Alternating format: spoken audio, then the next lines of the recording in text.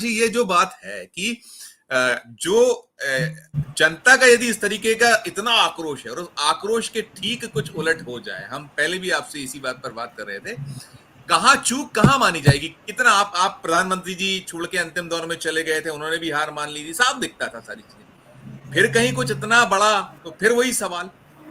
Doctor साहब। जी संजीव जी, बहुत ही खास बात यह है, चुनाव के कई बड़े बड़े दिग्गज इस चुनाव में पीछे हैं अभी तक, जैसे गोपाल कांडा जी और लगभग वो 23,000 वोटों से पीछे चल रहे हैं। तो ये जी बड़ी अचरज की बात है कि इतना पीछे कैसे हो गया। अनिल विज जो कहते थे कि मैं तो सीएम हाउस में प्रेस कॉन्फ्रेंस करूंगा, वो पीछे चल रहे हैं, तो बड़ा आश्चर्य की बात है। दुष्यंत चौटाला पीछे चल रहे हैं, ओम प्रकाश गुर्जर वो पीछे चल रहे हैं। तो कई बड़े बड़े दिग्गज, कैप्टन अभिमन्यु जो बड़े जाने माने सबसे धनी प्रत्याशी हैं हरियाणा चुनाव के, वो पीछे चल रहे हैं। तो मतलब ये हुआ कि जो धनबल है वो भी काम नहीं कर रहा है अभी तक के हिसाब से, और जो पुरानी प्रतिष्ठा है, पुराना पद है, वो भी काम नहीं कर रहा है। वरना अभय सिंह चौटाला पीछे नहीं चल रहे होते, चंद्रमोहन पीछे नहीं चल रहे होते। तो ये सब बातें, चुनाव में जो उलटफेर होता है, अभी तो आखिरी उलटफेर आने में समय है, लेकिन लगता है कि पता चलेगा कि आखिर क्या होने वाला है। हरियाणा के चुनाव में कांग्रेस ने जो चीजें की वो मुझे लगता है कि बहुत महत्वपूर्ण है। एक तो बात ये कि कांग्रेस के क्षेत्रीय छत्रप जो हैं वो इकट्ठे हुए और उनमें आपसी लड़ाई कम देखने को मिली। तो लगा कि एक वो ट्रेंड सेट कर रहे हैं, जो आपस में हमेशा होता था कि शैलजा एक तरफ जा रही थी, फिर वो बाद में आई, हुड्डा और शैलजा का हाथ मिलवाया राहुल गांधी ने और वो भी सक्रिय हुई। राहुल गांधी ने कहा कि अगर जीते तो सभी जीतेंगे, सब प्रधानमंत्री होंगे। बड़ी अच्छी अच्छी बातें हुई। एक बात और हुई कि राहुल गांधी ने अपनी लोकप्रियता का एहसास करवाया पूरे देश को कि देखिए, हमारी कांग्रेस भी आपस में लड़ती नहीं है, देश के लिए, सरकार के लिए लड़ सकती है। पहली बार कांग्रेस ने चुनावी डॉक्टर साहब, अगर आप नजरिए से, डॉक्टर साहब अनुमति देंगे तो सुप्रिया स्नेत्र कुछ कह रही हैं, उनको यदि सुनाना जी चाहूंगा। मैं आपसे कंटिन्यू जी करूंगा, देख सुनिए जी। जी जो है चीजें अलग इतर नजर आ रही हैं। जिस तरीके का दावा आपके नेता कर रहे थे, उससे इतर हरियाणा की के जो रुझान है वो दिखा रहे हैं। ये तस्वीर अभी बहुत जल्दी पलटेगी और तस्वीर पलटते हुए देर नहीं लगेगी। हमारे लिए अच्छी खबर हरियाणा से भी आएगी, हमारे लिए अच्छी खबर जम्मू कश्मीर से भी आ रही है। मेरा अपना मानना है कि जैसे बिहार में एक बार हुआ था, 12 बजे से अपने इलेक्शन को ऑल आउट कर दिया था और फिर तस्वीर पलट गई थी, वही हरियाणा में होगा।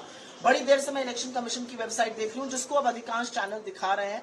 वहां पर डेटा भी चेंज नहीं हो रहा है। हमारा वोट शेयर काफी आगे है बीजेपी से और ये सीटों में जरूर तब्दील होगा। जो ग्राउंड रिपोर्ट्स आ रही हैं वो 3 या 4 राउंड एवरेज हुए अभी और उसमें हम आगे हैं। मैम, लेकिन कई सीट ऐसी हैं जहां पर आप 10-10, 15-15 हजार के मार्जिन से पीछे हैं, तो उनको कैसे कोप अप करेंगे आप लोग? और कई सीटें ऐसी हैं जिसमें हम बहुत आगे भी हैं। तो मेरा अपना मानना है कि ये तस्वीर बदलेगी और तस्वीर इसलिए बदलेगी क्योंकि हम लोगों ने मुद्दों पर चुनाव लड़ा है, किसानों, जवानों, पहलवानों और युवाओं के मुद्दों पर चुनाव लड़ा है और ये इलेक्शन जरूर पलटेगा। भी आप 12 बजे तक का इंतजार करिए, ऐसा मेरा मानना है। अहिरवार बेल्ट हो, जाट बेल्ट हो, जो अब तक ट्रेडिशनल कांग्रेस की रही, यहाँ पर आप लोगों के हिसाब से नतीजे, मुझे लगता है हमें उम्मीद इससे और भी प्रचंड बहुमत की थी। बहुमत की सरकार हमारी बनेगी, मुझे इसमें कोई भी संशय नहीं है। बीजेपी ने तैयारी शुरू कर दी है। बीजेपी हेडक्वार्टर पर तो परिंदा नहीं फड़क रहा था और अब वहां पे पहुंच रहे लोग। तो मेरा अपना मानना है उनका डिसीजन कि वो टीवी पैनल पर भी नहीं आ रहे थे, अब आने की शायद सोच रहे हैं। ये इलेक्शन जम्मू कश्मीर और हरियाणा में हुआ है और दोनों जगह कांग्रेस की सरकार बनेगी। जम्मू कश्मीर के रिजल्ट्स को कैसे देखते हैं आप? मुझे ऐसा लगता है कि जम्मू कश्मीर ने एक बहुत बड़ा मैसेज दिया है। आप इस देश के किसी भी राज्य की अस्मिता के साथ खिलवाड़ नहीं कर सकते हैं। आप इस देश के किसी भी राज्य को घटाकर यूनियन टेरिटरी नहीं बना सकते हैं। जम्मू कश्मीर को ये काबिले बर्दाश्त नहीं था। बीजेपी ना सिर्फ कश्मीर में बल्कि जम्मू में भी हार रही है और ये एक बहुत बड़ा संदेश जम्मू कश्मीर के लोगों ने दिया है। धन्यवाद। ये बड़ा संदेश जम्मू कश्मीर। आप पहले टिप्पणी आप जो कहते हो उसे कंटिन्यू करिएगा, फिर मैं इन्हीं से सुप्रिया स्नेत्र से जुड़े जो कुछ वो है उसमें पूछ लूंगा आपसे। डॉक्टर साहब। संजीव जी, मुझे ये लगता है कि जिस तरीके से कांग्रेस ने चुनाव लड़ा और कांग्रेस में जो एकता नजर आई, वो कांग्रेस के लिए एक बहुत बड़ी उपलब्धि कही जा सकती है। अब ये तो कह नहीं सकते कि कांग्रेस की सरकार हरियाणा में बन रही क्योंकि नतीजे जो पलट रहे जी हैं, बिल्कुल। इसलिए कांग्रेस की उम्मीदें थोड़ी धूमिल दिखती हैं। और अभी कहा जाएगा क्या क्या आरोप लगेंगे, प्रत्यारोप लगेंगे, वो बात की बात है। लेकिन जम्मू कश्मीर में भी जो बातें देखने में आई और हरियाणा में भी देखने में आई कि कांग्रेस ने चुनाव के पहले अपनी रणनीति बनाई, काम शुरू किया।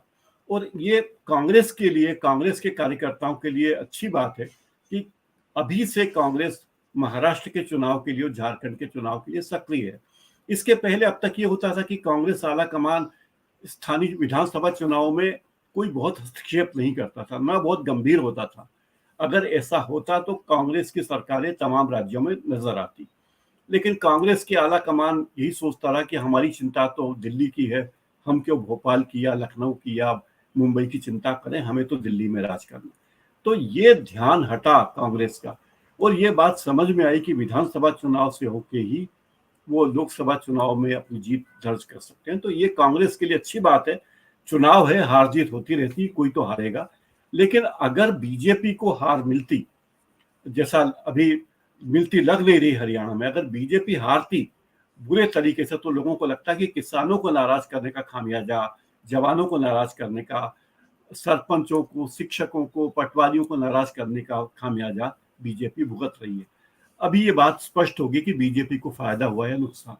संजीव जी। बिल्कुल ठीक आप कह रहे हैं कि अभी हम थोड़ा सा और